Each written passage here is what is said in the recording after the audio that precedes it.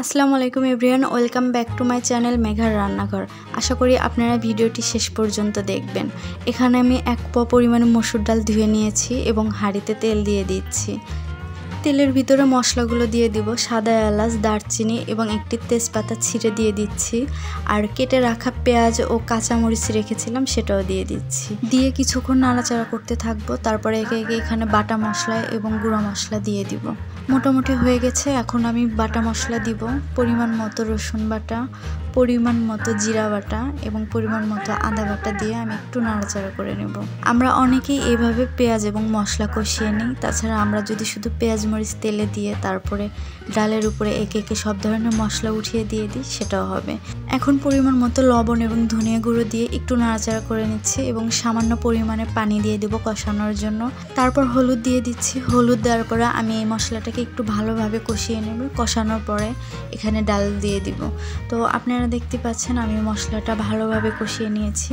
এখন আমি ধুয়ে রাখা ডালগুলো দিয়ে দিব। এখন আমি মশলা সহ ডালটাকে ভালোভাবে কষিয়ে নেব। ভুনার ক্ষেত্রে যত ভালোভাবে কষানো হবে ভুনাটা খেতে তত বেশি মজা লাগে। এই পর্যায়ে আমি একটা আলু দিয়ে দিচ্ছি। আমি ছোট একটা আলু কিউব করে কেটে নিয়েছিলাম, সেটা ডালে দিয়ে দিচ্ছি। আলুটা এখানে অপশনাল। আমরা আলুর বদলে বেশিরভাগ টাইমই টমেটো ব্যবহার করি।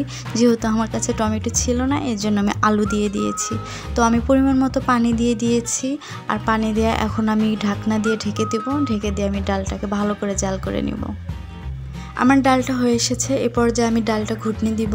তো বলে রাখি বন্ধুরা, আপনারা যারা এতক্ষণ আমার ভিডিওটি দেখছেন তাদের যদি ভিডিওটি ভালো লেগে থাকে তাহলে অবশ্যই ভিডিওটিতে লাইক দিবেন আর চ্যানেলটি সাবস্ক্রাইব করে নেবেন।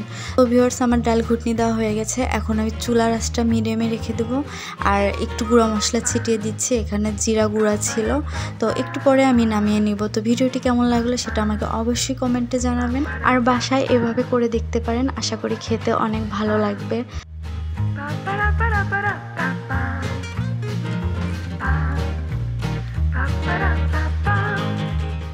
তো এখন আমি ডালটা নামিয়ে নিচ্ছি। নামিয়ে নেওয়ার পরে আমি ডালের উপরে একটু বেরেস্তা দিয়ে দিচ্ছি।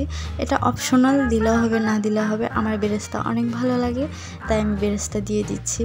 আশা করি এই পর্যন্ত সবাই সুস্থ থাকবেন, ভালো থাকবেন। আল্লাহ হাফেজ।